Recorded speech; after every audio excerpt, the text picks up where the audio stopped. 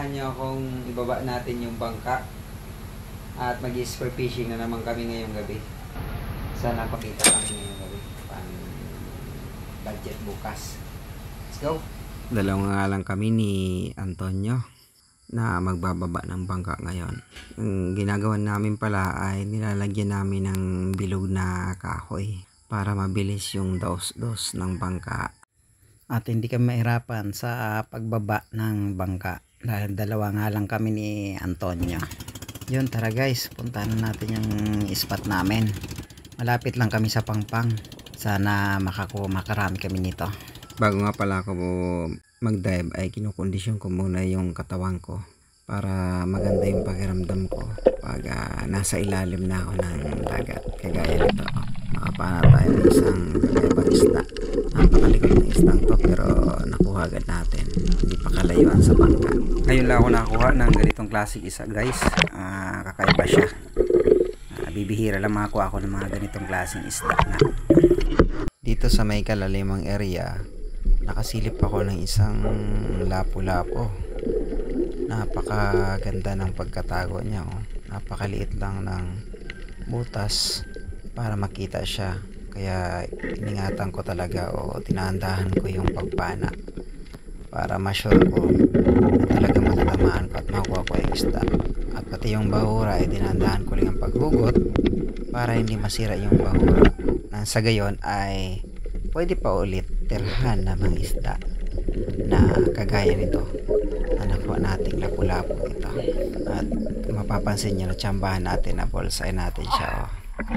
Secure agad yung isda dito, hindi na siya gano'ng nakatakas pa. Ang ganda talaga ng pakiramdam pag makakuha ng mga ganitong klaseng isda na malapad at magandang klase, lalo na't lapu-lapu pa yung nakuha ko. Mag-i-enjoy talaga ako nito. Yun, lapu-lapu ulit. This time nakalabas na siya, oh. Kaya mabilis lang natin siyang nakuha. Hindi na siya ganong nagpahirap sa atin. Kaya mapiangat natin siya agad. Yan.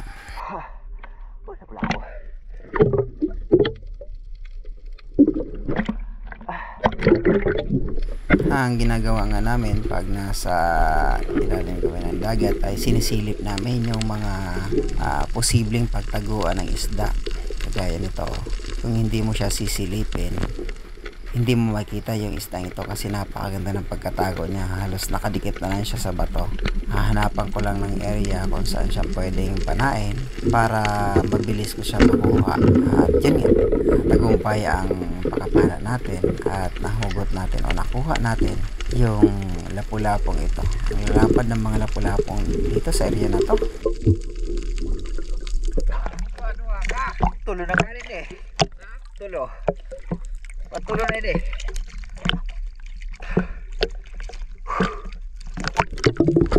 Ito nga ay nakita ko yung pinana na il ng kasamahan ko. May tama na siya sa ulo. Yan. Hindi niya nakita. Kaya ako nakita ko doon sa area na binabaan ko o sa pagilalim ko. Kaya natawa na lang ako na makuha ko yung il na to.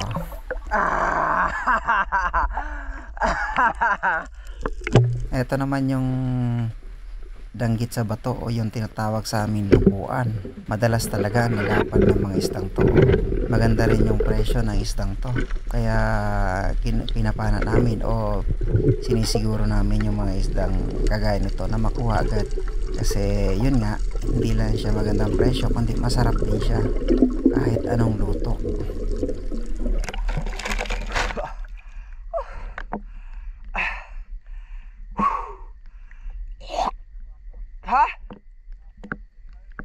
Lapu-lapu ulit ang nakita natin dito sa medyo malalim na area.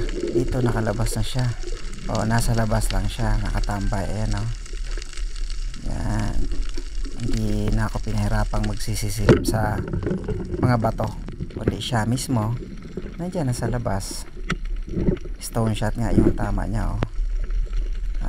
Secure agad pag ganitong ang tama sa isda ay siguradong hindi na siya makakapalag pa at mabilis niya na siyang may aangat. Lapu-lapu. Ayos. Laki.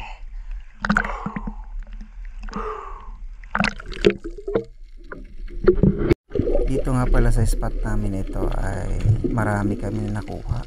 Iba-ibang klaseng isda. Gaya nito, danggit na naman ang lalapad. So napakaganda nga ng mga isda dito sa spot na to.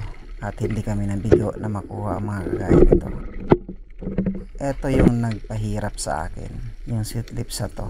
Kung makakita kayo ng ganito, kailangan nyo talagang kondisyon yung katawan nyo, at kung maaari mag-equalize kayo o yung magpasingaw ng tenga sa ilalim para mahabol nyo siya at makapag tagal kayo sa ilalim ng dagat.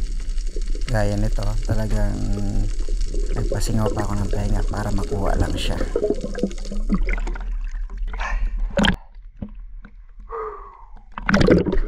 Dito naman ay isang labahita, ang lapad na labahita na napakuha sa akin.